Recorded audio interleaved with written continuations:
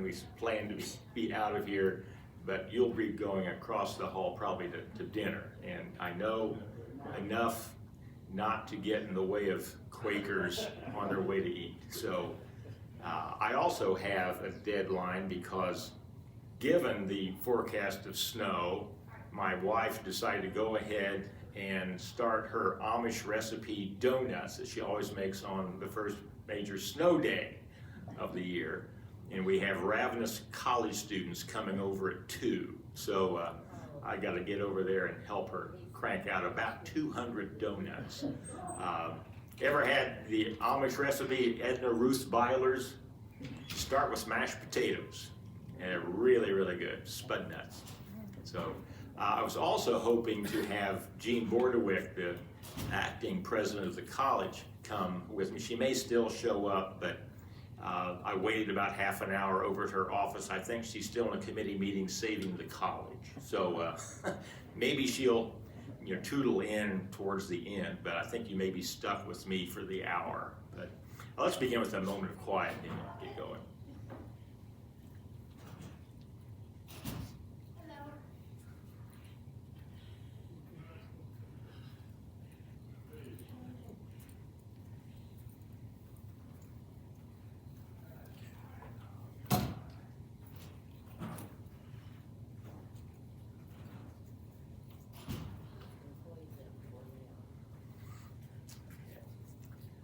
Thank you.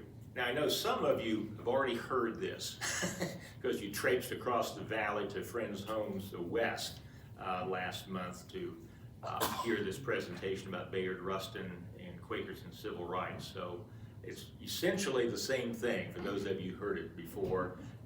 So I may just call on the Parkers to come up and give the lecture.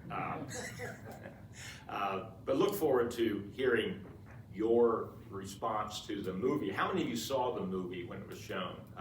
Brother Outsider, about Bayard Rustin. And hope that you can share some of your insights and maybe some of your experiences as well, living through at least the civil rights period we'll be talking about.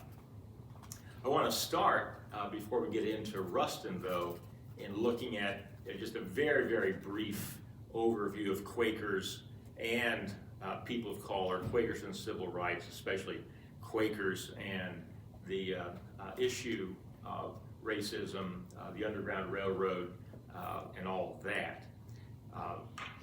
It's a fairly complicated history because the mythology we all who are Quakers were raised on was, Quakers were on the forefront of the Underground Railroad.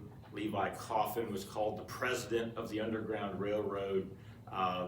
We had this understanding that Quakers were well ahead of the pack in terms of their understanding of the equality of all races and their involvement in civil rights.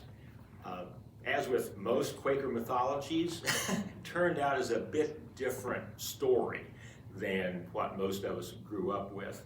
For example, George Fox never condemned slavery, and he had observed slave plantations in the Barbados, in the Caribbean, where he spent a good deal of time, encouraged Quakers to treat their enslaved persons well, educate them, introduce them to Christian life, but never condemned slavery.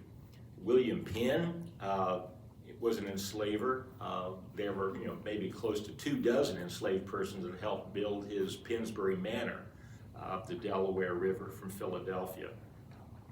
But at the same time that those early founders of Quakerism were not living up to what we thought was the pattern of early friends, there were individual Quakers making statements in opposition to slavery. William Edmondson, who visited North Carolina, the Carolinas, it wasn't North Carolina yet, in 1672, observing slave plantations, condemned slavery. And George Keith, another early Quaker visitor to this colony, condemned slavery. And by 1688, there were Quakers, former Mennonites who had become Quakers through the work of William Penn, George Fox, and George Keith in Germany, had come to America, had settled what's now Germantown, now a neighborhood of Philadelphia, but then an independent village outside of Philadelphia, and looking around at the Quaker enslavers who, because they were among the first there to Philadelphia and to Penn's colony, were fairly wealthy and doing well. The old Quakers saw Quakers came to America to do good and did well. They were enslavers at a higher rate than anyone else in the colony. And these former Mennonites, now Quakers, were not amused by this and gathered in the home of Toones Koenders in 1688 and wrote what is called the Germantown Remonstrance. It's basically a one-page document based on the Golden Rule. Would any of us want to be enslaved? No. Then why would we do this to others? And given Quaker process, that protest that Quakers ought to get out of the business of being enslavers had to go through monthly meeting, quarterly meeting, yearly meeting, and they could not reach a sense of the meeting because folk were invested in this economic engine of slavery. So it was very difficult to convince folk. And for decades, this kept going through the process and hitting that stone wall of, well, it's a weighty concern. We really don't have a sense of the meeting. We need to season this a bit more. That brought about some fairly radical activities of individual Quakers, my favorite being Benjamin Lay in the 1720s. A Quaker sailor who had seen the Middle Passage. He had seen those Caribbean slave plantations and became a radical abolitionist. There's a wonderful book about him that kind of reintroduced him not only to the wider world, but to Quakers themselves by professor of history at University of Pittsburgh, Marcus Rediker, The Remarkable Benjamin Lay.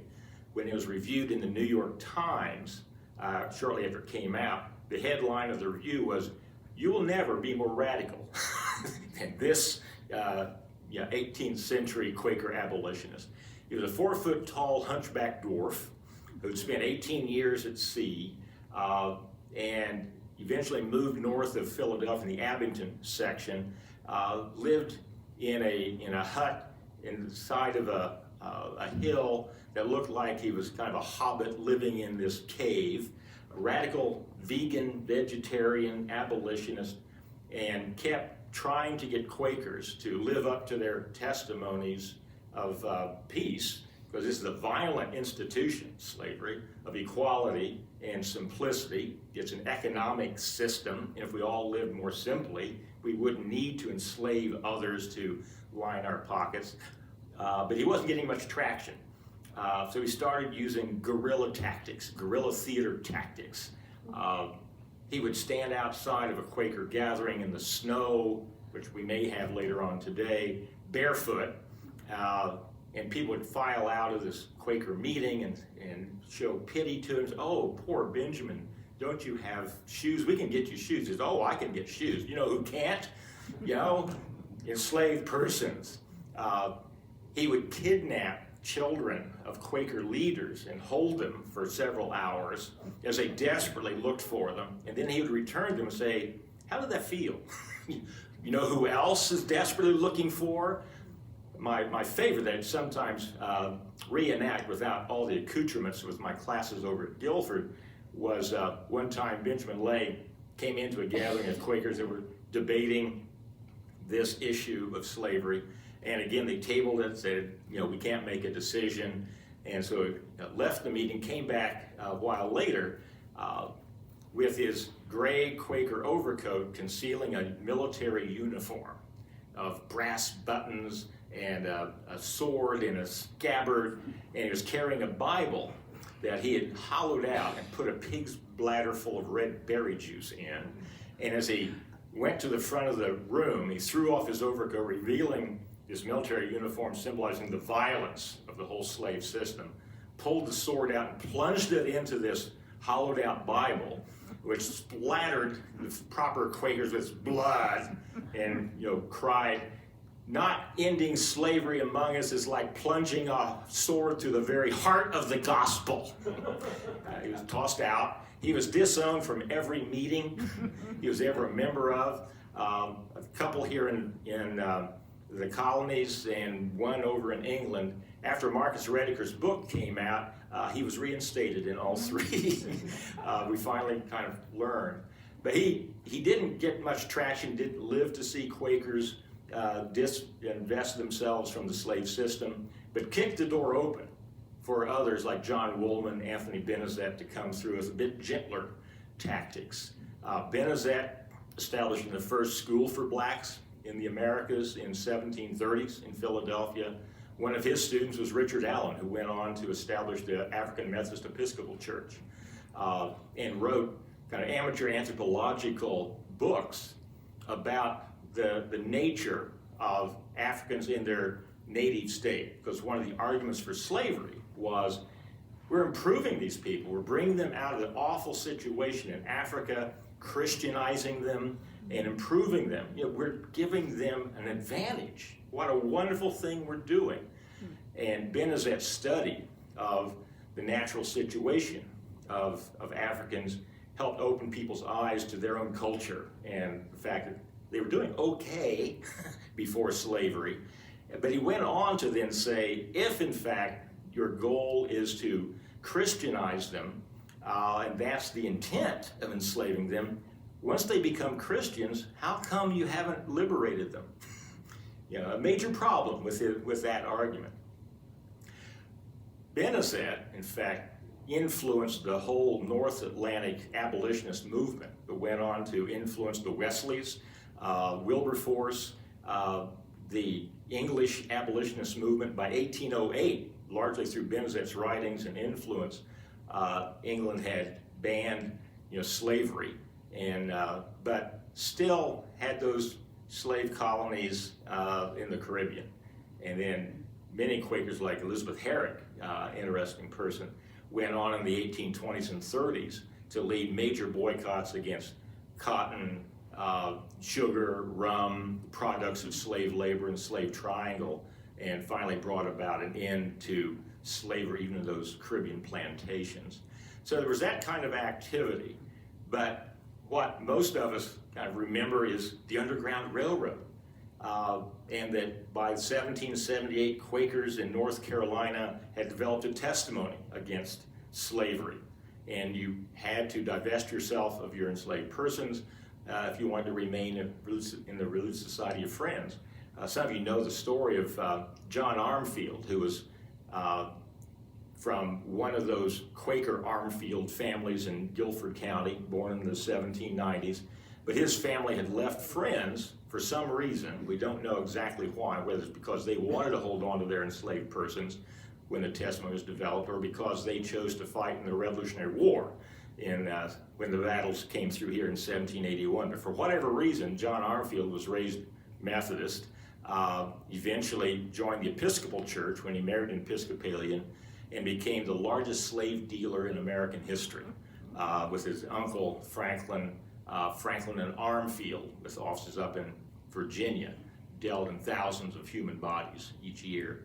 Was one of the wealthiest people in America in the early 1800s, and had a vacation home in Tennessee, and being a good Episcopalian, established a little college there in Sewanee, the University of the South.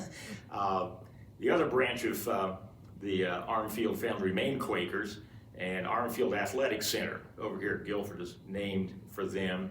And one of my favorite episodes of Guilford athletics history was this fall. Guilford College took on the University of the South at Sewanee in football at the Armfield Athletic Center and beat them. So there's that history. But the fact is that even during the Underground Railroad period, most Quakers were gradualists, were not involved in the Underground Railroad, but believed that in God's own time that this institution would wither away, but we shouldn't be involved in illegal activity. They were gradualists, and that was the majority of Quakers. One of the great examples of that was Elijah Coffin and Levi Coffin, first cousins. They both taught in a little New Garden school. and both migrated to Indiana, where Elijah Coffin became clerk of Indiana Yearly Meeting, and Levi Coffin and Catherine Coffin became those very active station masters of their home just north of Richmond, where between 2,000 and 3,000 freedom seekers went through to their freedom. But in 1843-44, there's a disagreement in Indiana Yearly Meeting over gradualism versus abolitionism, and Elijah Coffin kicked Levi Coffin off his committees and essentially disowned him from Indiana Yearly Meeting, led to a split in 1844 of Indiana Yearly Meeting anti-slavery and just Indiana Yearly Meeting, which was gradualist. That split didn't heal until the Civil War period. So that's part of our history as well.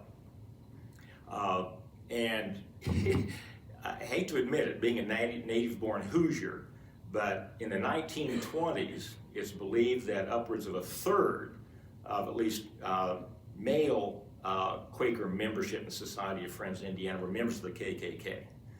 And at the time, the head of the Women's Auxiliary nationally of the KKK was Daisy Douglas Barr, Quaker pastor who was the pastor of Muncie Friends Memorial, Newcastle, one of the great Quaker preachers of her era. And another knight of the clan, Ira Dawes, was pastor of the Wabash Friends meeting in northern Indiana. And right next to that meeting house was the little factory that cranked out the KKK's robes.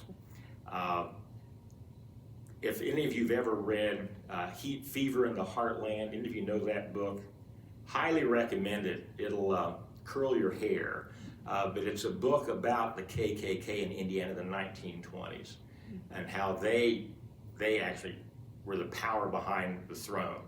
They helped name the governor, they named the political leaders, and they ran that state. And they weren't brought down until about 1925 because of their leaders' sexual indiscretions and a few other problems that caused enough shock and awe that the KKK lost its popularity. But it took that. It took a rape and a murder by the leader of the KKK to bring them into disrepute. But all through that book, in Fever in the Heartland, they describe Quaker activity. Daisy Douglas Barr, Ira Dawes, and the number of Quakers involved. Their argument was, we're not racist. We're just opposed to those immigrants coming in and diluting, our good white blood in America. And the KKK was seen as opposed to alcohol. And so, the abstemious argument. But I think behind the masks and robes was probably some racism.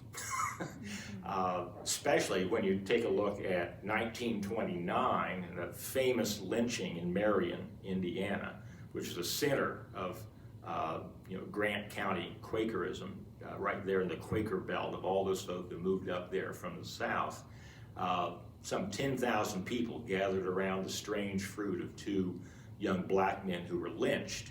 And I know from talking with the son of the mayor of, actually he was the mayor of Marion, but he was the son of the fire chief at the time, and said that his father, again, the Quaker former mayor of Marion, said his father was off to try to rescue those two young men as a mob gathered around the jail, and was told by his boss, don't bother, there's too big a mob, and they were hauled out and lynched.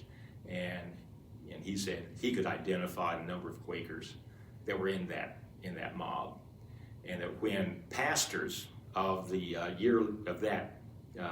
quarterly meeting in Grant County, who are appalled by this, put together a statement condemning lynching, it was nixed by the yearly meeting because there were too many pastors who had members in their meeting who were involved, and that would have caused problem for the pastors. So it became just a generic statement against violence. So there's that part of our history as well. So on to Bayard Rustin, now that you're just full of joy. So Bayard Rustin, if you saw the film or know much about him, was raised in Pennsylvania under the deep influence of his grandmother, who was a very active Quaker. He was involved in working with the American Friends Service Committee for a time. He was a member of 15th Street Meeting in New York, so he has strong Quaker credentials. When he was a student at Wilberforce, named after that English abolitionist who was influenced by Anthony Benezet near Dayton, Ohio, he was kicked out because he organized a student protest against the cafeteria. So his student activism started early on. In the 1930s, he was involved in the American Friends Service Committee training in nonviolent activism. So this began early on in his life. Deeply influenced by A.J. Muste, the leader of the Fellowship of Reconciliation, and by Howard Thurman. Howard Thurman himself was deeply influenced by Rufus Jones, and that's why Friends United Meeting holds the, it's not the copyright, but the right to sell Thurman's books. It's interesting, you get Howard Thurman's books by buying them through the Friends United Meeting bookstore, because Rufus Jones was one of the founders of Friends United Meeting, through 5 Years Meeting. In 1944, Bayard Rustin was imprisoned for his conscious objector status and chose to go to prison rather than take alternative service and work in CPS camps as a witness. He didn't want to be involved in a system that provided the grist for the military mill, and voluntarily took the beatings in this prison, which quite often conscious objectors suffered under because they were seen as weak and cowards for being conscious objectors, and willingly took those beatings as a witness to his nonviolence. He would not fight back. In 1947, he was involved in the freedom rides that were testing the Supreme Court decision that in interstate commerce, buses need to be integrated. And oddly enough, several states in the South did not follow that. You've made your laws, now try to enforce them, if you've ever heard that statement before. Hopped on one of those buses and said the worst treatment he ever got was here in North Carolina. The Freedom Riders were pulled off the bus in Chapel Hill, slapped in prison, beaten, and he was on the chain gang, for about a month here in North Carolina. After that, in 1948, he went to India, learning about Gandhian nonviolence and the movements there. And again, if you've seen the film or read much about Bayard Rustin, you know in 1953, he was arrested for homosexual activity and was promptly fired by the American Friends Service Committee because this had become public knowledge, brought disrepute to the American Friends Service Committee. I happen to know the head of the AFSC, the General Secretary of AFSC at the time, because later on he was at Earlham College in political science and was a person that asked Jane and me to lead the Earlham program in London in 1980. Wonderful guy, but in 1953, the culture was not ready for AFSC to make the kind of statements they make now. So he was dismissed from the AFSC. 1955, though, he co-authors with a team of folk the classic AFSC book, Speak Truth to Power, which popularized that expression, speaking truth to power.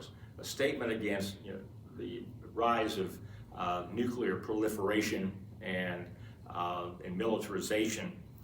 Bill Edgerton from Guilford was one of the authors of that, along with a few others.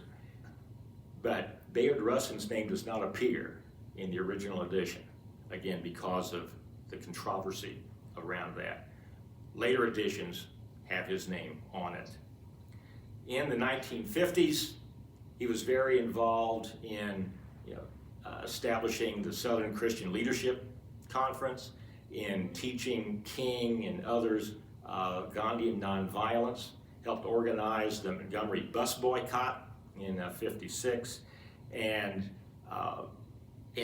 after King's house was attacked, and King was considering arming himself to protect his family from these assaults on the house, Rustin talked him out of it, saying, if you're going to talk about nonviolence, you've got to live it out. You've got to make that sort of a commitment, and talk King out of it. Then, of course, 1963, the March on Washington.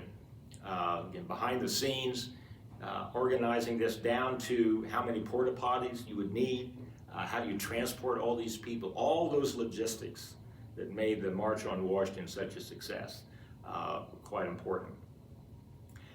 So, any other insights you want to offer about the life of Bayard Rustin and his contributions to the civil rights movement, his life as a Quaker, his controversies, anything you gathered from that film that struck you especially? Yeah. Well, one of the things that I have noted and that other people have noted about Quakers' knowledge of Bayard Rustin is how little we knew about him. Mm-hmm. You have just named a history of AFSC activity, but I never encountered his name. I knew some of those people of that era, but the reality is that the service committee stepped back from admitting his involvement with them. It wasn't until maybe a decade ago that I really knew anything about Bayard Rustin. Yeah, same here. Is that the experience of anyone else? Yeah, I didn't really get kind of a full-blown picture of him and his importance until I came to Guilford. And folk were talking about Rustin. They named the Multicultural Resource Center after Bayard Rustin. I knew a little bit about him when I was in Philadelphia in the 1980s, but there wasn't a lot, not a lot. I mean, it's kind of like, how we grew up with those mythologies about early Quaker involvement in race. Again, before we move on to some more contemporary things, I want to refer you to a couple of pieces about the Underground Railroad, one by your own Gertrude Beale, who has written a booklet about the Underground Railroad in Guilford County. Do you have any of those available anywhere? But that's a very good look at the Underground Railroad here in Guilford County. It was what, your master's thesis at UNCG? I've got more mileage out of that than anybody else out of their master's thesis. Yeah. And the other I would refer you to is Fergus Bordewick's book, Bound for Canaan, The Underground Railroad and the War for the Soul of America. Gene Bordewick's husband, our new acting president of Guilford College. Fergus did a lot of the research for that book in the archives across the street, the Quaker archives at Guilford College. And Quakers played a big enough role in that book that just chapter 4 in the entire book is just about Guilford County and the activity here. So I highly recommend that one. And then for Quakers and Race, Fit for Freedom, Not for Friendship. If you can get through, it's a massive, massive tome analyzing, exploring the history of Quakers and race and the complexity of our view of slavery, while some of those abolitionists were themselves racist. After the Civil War, when the Baltimore Association came down here to help rebuild the Southern Quaker community and establish that Quaker school system, there were 41 schools for Quakers, 29 for blacks. It was a segregated school system. And again, all of you who are, I think, there we have Gene. I just mentioned Fergus. Oh, great. I've read his books. Yeah. Gene Bordewick, who's going to share it in a bit. Sorry you had to come over on your own, but I assume you were in a committee meeting saving the college. Actually, that's correct. Yeah. And I also got a miscommunication on time, so. Ah, okay, well, I'm glad you were able to come. Just about to move into some of the contemporary issues regarding Quakers and race and the civil rights movement. So I want to move fast forward to the late 1940s into the 1950s, when some real key events in local Quaker history occurred. In reading some minutes of North Carolina Yearly Meeting from 1949, I came across a passage where Jim Maddox, then a young Quaker lawyer from High Point, had risen on the floor of the Yearly Meeting House, now New Garden Hall, across the road, and said, there is a legal issue that is coming through the courts that will eventually arrive at the Supreme Court that will lead to the desegregation of public schools. Quakers need to be on the forefront of training people to make sure this is a nonviolent transition from segregation to integration. That was in 1949. 5 years later, that was Brown versus Board of Education, Supreme Court decision. And even before that, 1953, Pete Moore, that I'm sure most of you know, then in the Religious Studies Department at Guilford, wrote a letter to the Board of Trustees at Guilford College saying it's time that we integrate. And the board rejected it for a variety of reasons I won't go into, lest some of you be related to some people on that board. But it was rejected. But folk kept working, and now with the Supreme Court decision in '54, they felt they had the tools to promote at least the integration of the public schools. And some 36 local friends, most of them connect with Guilford College or New Garden Meeting, but others in the wider community, wrote a letter to the Board of Education saying, if you follow the law and integrate Greensboro Senior High School, we'll support you, and signed their names to it. That letter with all their names appeared in the paper the next day, and it was on that night. I remember talking to Joe Poole, who can recall as a child, armed men surrounding their house over there on Foxwood. And Algie and Eva said, Jim, Joe, get down to the basement. And they recognized their dentist as one of them. Gertrude Judd, later Upperman, second, I think, ever black woman graduate of Guilford College, recalls a cross being burned in their front yard. Dynamite went off around the Meredith's house. People lost their customers. If you do business up at Friendly Tire, the Firestone store across from Quaker Village, that was Carl Mackey's furniture store. He lost all his customers, had to move out of town. Died of a stress heart attack not long after that. So it was on, and people paid a price for that.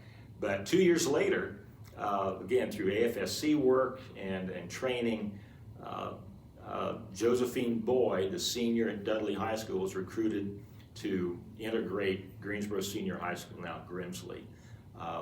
That's why Aycock Avenue has been changed to Josephine Boyd Bradley Avenue, because it goes by Grimsley. Then we don't have time to go into other activity in 1955. Were any of you present as probably young, very young whippersnappers when Eleanor Roosevelt spoke at New Garden Hall, then the Yearly Meeting House in 1955? Most of you know the story, but she was brought down as part of that campaign of training and opposition to segregation, and an intentionally integrated audience of blacks and whites sitting on the main floor of the old meeting house heard Eleanor Roosevelt, give a talk about civil rights and progressive era activity. And while she was speaking, there was a large explosion that rattled the windows, shook the building. And they found out later that dynamite had been placed at the iconic Revolutionary Oak in the Quaker graveyard and set it off. But it's such a massive tree, it didn't come down immediately. It came down in a storm a few years later. And course, being good Quakers, they turned into furniture. Furniture all around here and that. And Jim Hood, that many of you know, wonderful woodworker, took some of it, who we still have a stack of that wood in the barn at Guilford College, and turned it into a lovely mantelpiece for the new coffee shop on campus. When the tree came down and they counted the rings, they found it was probably sprouted in 1492. So when you touch that wood in the coffee shop, you're touching history in a whole variety of levels. There's a woman still alive here in the Quaker community who knows who the three boys were who set off the dynamite. For a long time, it was imagine it was a protest, I mean KKK, but in fact, as she said, they were just bad boys, and she could name them. Again, I won't name them because some of you may be related to some Hodgins and Lindleys around here. But anyway, 1960 comes the sit-in movement down at Woolworths. The administration of the college discouraged anyone from being involved in it. But some of you may remember Susan Dent.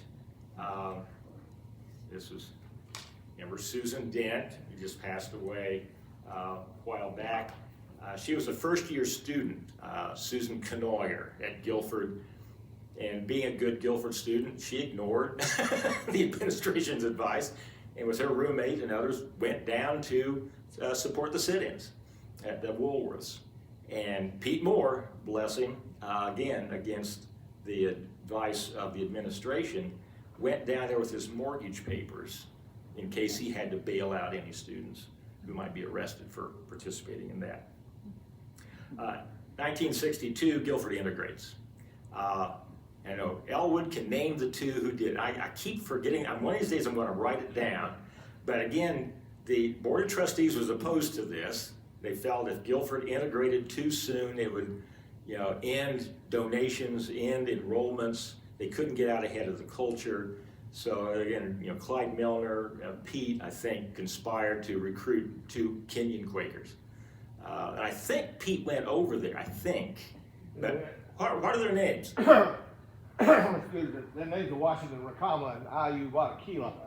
The other part of that story that I've heard is that Clyde Milner went to the triennial meeting of FWCC in Africa, and to invite the next triennial, which would have been in 1964, to Guilford College, and they said, you have integrated, and that was part of the impetus that then led to IU and Washington coming, and then the year after them, true African American from Winston-Salem, James McCall. Yeah, thanks. Yeah, there's no way that half the world's Quakers being people of color in Kenya, East Africa, the result of missionary activity that began in 1902, we're going to gather on a segregated campus in the segregated South for that, I think every 15-year gathering of friends. So every 3 years. Every 3 years at that time. We actually had it in '67. Okay, yeah. They did come to Guilford in '67. Yeah. Can I just add a story on to what Elwood has just said? We came in Cyril and I came in 1966, and Pete Moore asked us, we were not much more than young friends ourselves, but he asked us to be part of a group of friends who worked with the young friends at the World Gathering of Friends in 1967. So we were on campus when the World Gathering was held. And I always like to note that the high point of that World Gathering is that primarily Pete Moore, who coordinated the program, was able to have Utah, the Secretary General of the United Nations, come to Guilford and give a public presentation at the Coliseum. And Utah warned the United States not to enter any war in Vietnam. Wow, yeah. I always thought it was absolutely remarkable that a Quaker college managed to get the Secretary General of the United Nations to come to their campus. Yeah. And build the Coliseum. Yeah, Yeah. Yes, so big they couldn't do it in Dana. They had to do it over in the Coliseum. Yeah. And Carol Fagans played the organ for that, didn't he? As I recall. Yeah. Neat. And Guilford was given the United Nations flag that was on the stage. It used to fly in Reagan Brown. It used to be up there, I think, with all the flags of the countries that our students came from. Yeah, yeah. So I don't know where it is now. Time to trot it back out. Maybe when Gosney Erickson knows. Maybe it's in the archives. That'd be fun. Ellen Parker and I worked at the conference. Oh yeah? We were young faculty wives. Yeah. He'd asked us- All you young whippersnappers. Yeah, he more had us busy. Yeah. Yeah. Well, when I came to Guilford in the 1990s, if I ever got a note from Pete, it was on paper with, you know, that letterhead from '67. Yeah, cool. Was it Betty Turner served as his assistant? Does that name sound right? Betty something from Ireland. Yeah, I don't Been know. a year here. Yeah, Helping him bring that together. yeah, pretty cool. Well, anything else you want to add to Bayard Rustin or Quakers and civil rights, you know, through the 50s and 60s? Because I want to give Jean plenty of time now that she's carved out time from very important work across the road. But delighted to introduce, for some of you, Jean Bordewick, now the chair of the Board of Trustees, a very different kind of chair than Robert Frazier was in the 1950s, and now the acting president to give an update on Guilford College and herself. Thank you, Matt. Well, hi everybody. I see a few familiar faces in the audience, and Anne's actually had me to spend the night here and have dinner a couple times, so that's been really fun. And I have relatives who lived and actually died in friends' homes, so I have been here for off and on for many, many years. After I left Guilford, I was at Guilford from 1968 to 1970, so I was there and overlapped with the Harveys and Owen Parker and others. And I feel a little bit shy actually coming up here and talking in front of you, some of you who know Guilford probably better and longer than I do. So I don't want to be presumptuous, and I'd love to hear more stories from you about Guilford then and now, since you're still connected as well. But I was asked to say a few words, so I will. I came to Guilford after my junior year of high school, thanks in part to Bruce Stewart and others who welcomed me, and was one of the Richardson Fellows and Dana Fellows, and never applied anywhere else. My mother's family are Quakers from Cane Creek and Snow Camp, North Carolina, Alamance County, and my grandmother's dream was for all 10 of her children to graduate from Guilford and go to Guilford. And she herself had not been able to go to college, although some of her 5 siblings had come to Guilford. And so 8 of her children did come to Guilford. So that was quite an accomplishment. My mother, the youngest, decided to go to University of Tennessee. She wanted to break with tradition and I guess do her own thing. So she's 99 and still like that. So what can I tell you? She's down in Florida. But I just had never thought of really going anywhere else. I grew up in Florida, not North Carolina, but I spent my summers here in Alamance County. And I was very much attracted to the Guilford's Quaker tradition because although in Florida we attended Methodist church, my mother's Quaker family and a large number of aunts and uncles and her history there was really important to me, and it still is. And that made me want to come to Guilford. My grandmother had died before I was born, so she wasn't the one telling me to go, but it was just there, I think, in the genes. And I did have a really special experience, and I grew up a lot at Guilford. I ended up graduating from another school, but Ann Deegan got me very interested in classics, and so I started off as a math major, sorry, and I had a very unfortunate calculus course, and ended up wanting to study ancient Greek, and so I ended up transferring to another school. I graduated from Brown University in Greek and Latin, but it was really sitting in Ann Deegan's little study with a few other students who were interested in reading Greek that got me on that path. Needless to say, that wasn't much of a career path. So I ended up, thanks to Guilford, on my career path, which was politics and government.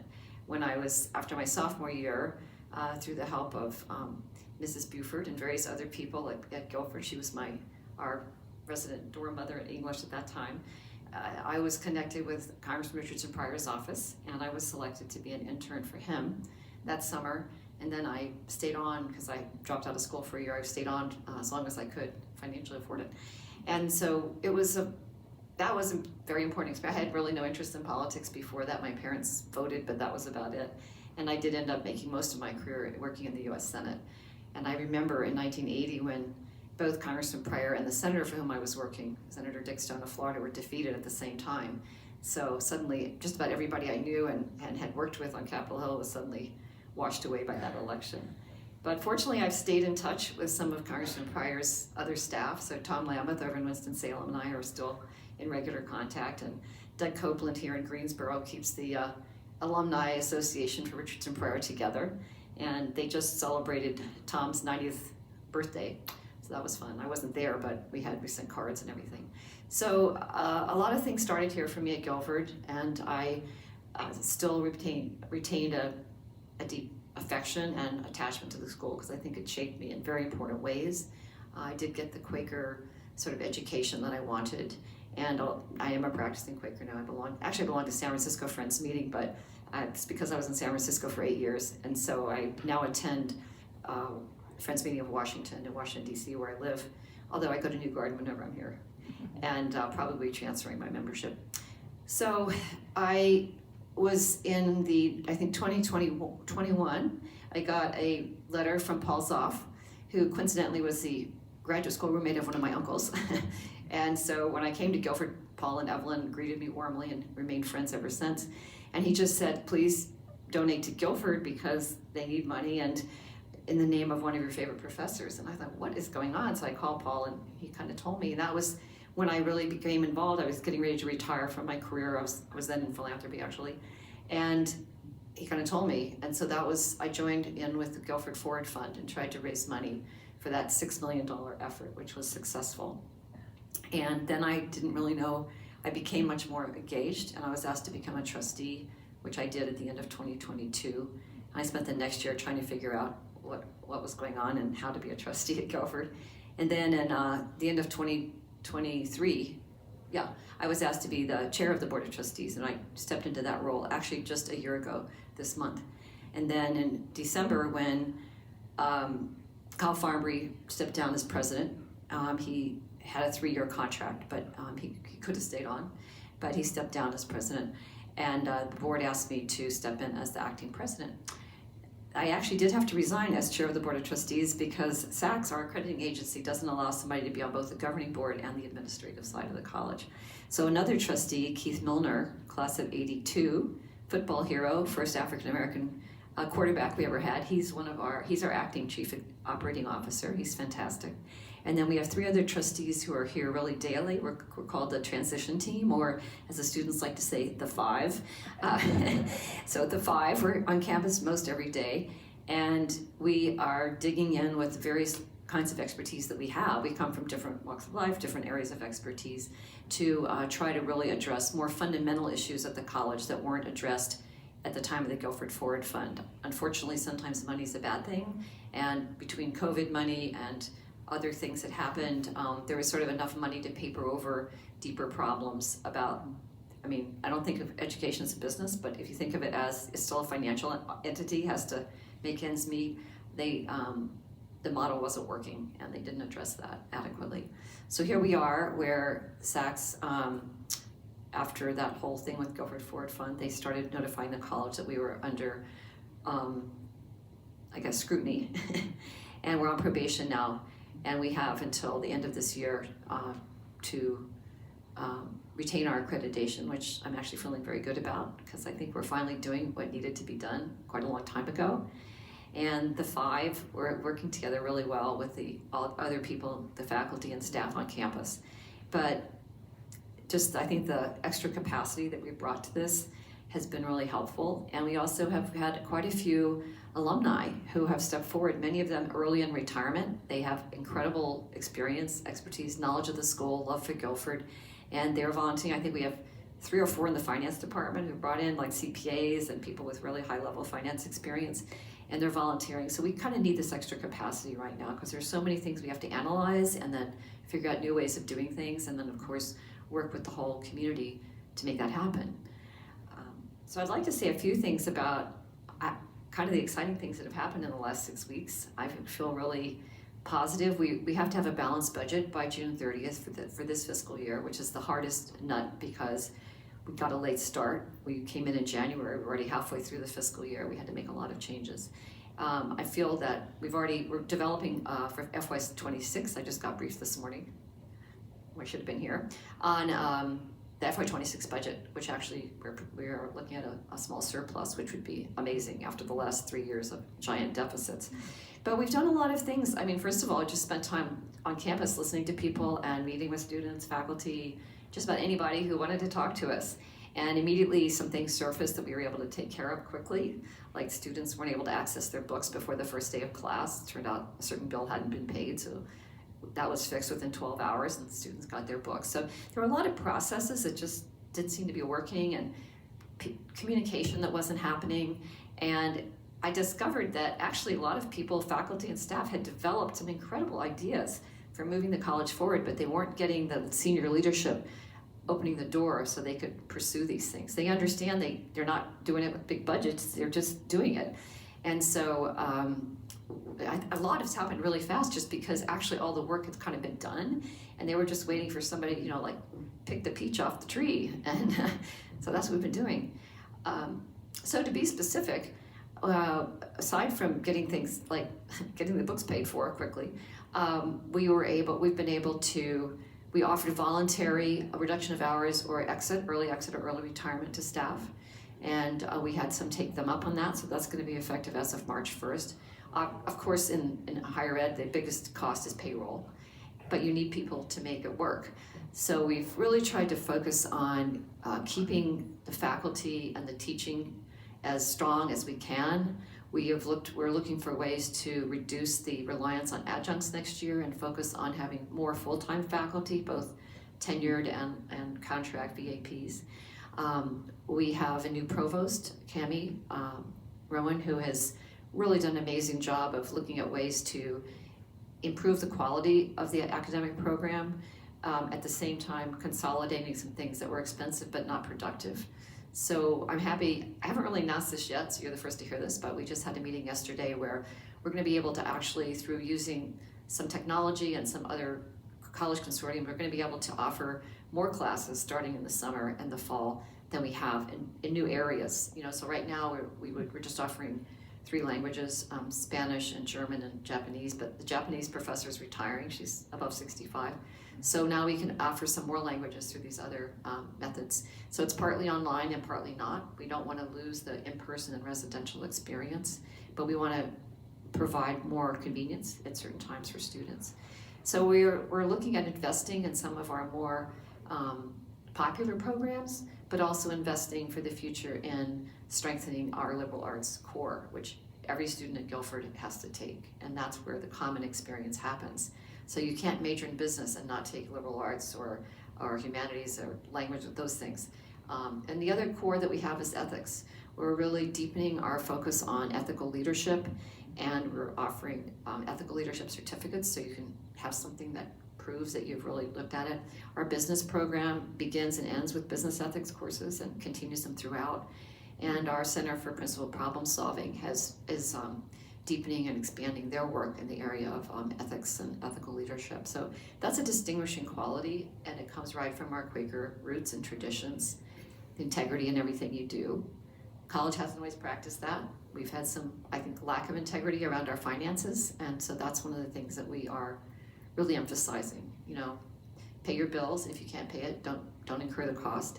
And that applies to us and to our students as well.